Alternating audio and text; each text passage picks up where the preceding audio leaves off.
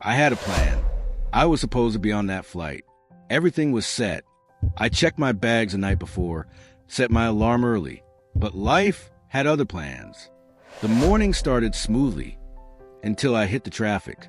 The highway was a sea of red brake lights. I kept checking the time, my heart pounding faster with every passing minute. Come on, move. I muttered under my breath, as if that would change anything. By the time I got to the airport, I was running like a madman. I made it to the check-in counter, breathless. Please, I just need to get on this flight. But the agent just shook her head. I'm sorry, sir. The gate is closed.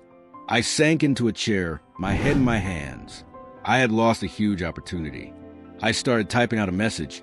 I'm so sorry I missed my flight, but before I could send it, something on the TV caught my eye. Breaking news. Flight 237 has crashed. No survivors reported. I stared at the screen, unable to breathe. That was my flight, the one I was supposed to be on. I looked down at my boarding pass. My hand was shaking. 1 moment ago, I was cursing my bad luck. And now, I was just alive.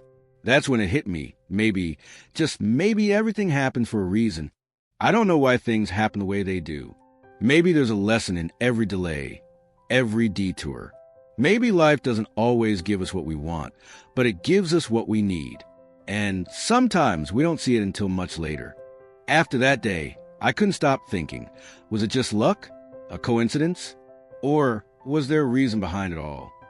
Seeking answers, I found myself here, in front of a man whose presence alone radiated peace. Nothing happens by chance. Every action, every decision, every thought creates a ripple in the universe. That is karma. Karma is not punishment. It is simply cause and effect. Plant a seed of kindness, and kindness will grow. Plant a seed of harm, and pain will follow.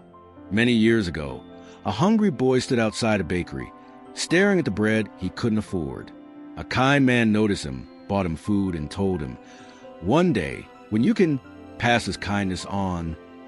Years later, that same boy, now a doctor, saw an old man in need.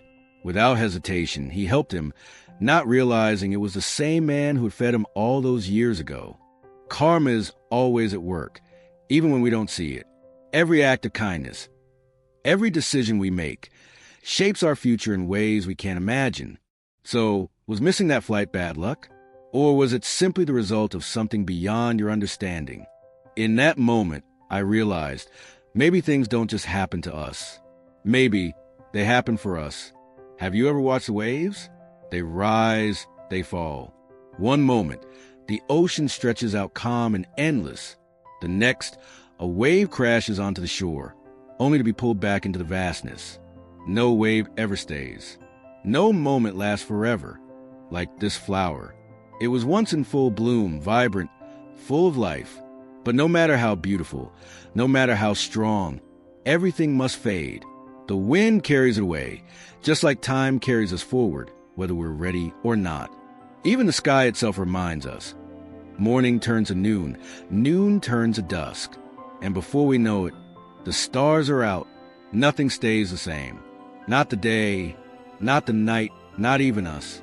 We all dream of a love that lasts forever. In the beginning, it feels like nothing could ever change.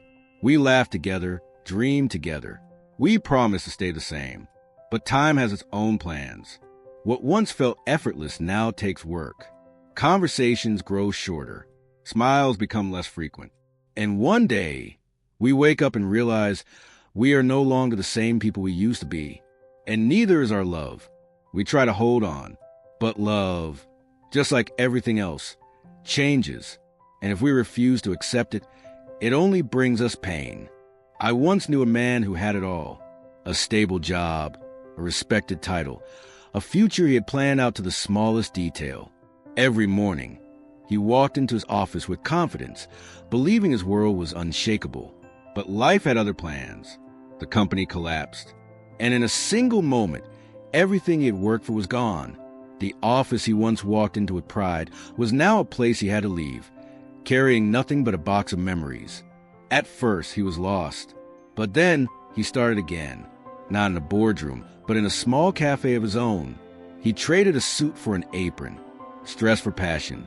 And in the end, he realized losing everything wasn't the end. It was a new beginning. We suffer when we resist change. We hold on to things that were never meant to stay. But the truth is, nothing belongs to us. Not people, not success, not even the moments we cherish most. Peace comes when we learn to let go, to stop fighting what is inevitable, to embrace the ebb and flow of life, just like the waves, just like the seasons.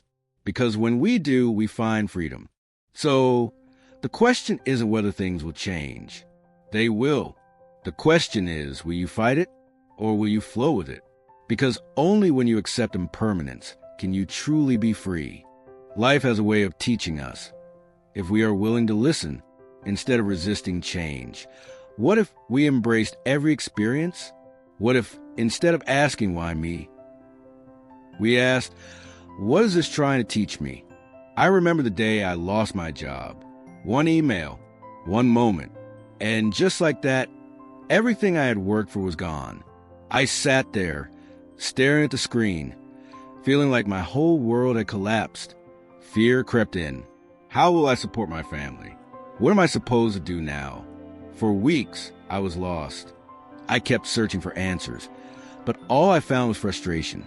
Then, one afternoon, I walked into a cafe, ordered a coffee, and just sat there thinking. And for the first time, I realized this job, it never truly made me happy. I had been running on autopilot for years. With nothing left to lose, I started exploring things I'd always loved. Writing, creating, building something of my own. And as scary as it was also the first time in years that I felt alive. Losing that job wasn't the end. It was the beginning of something real.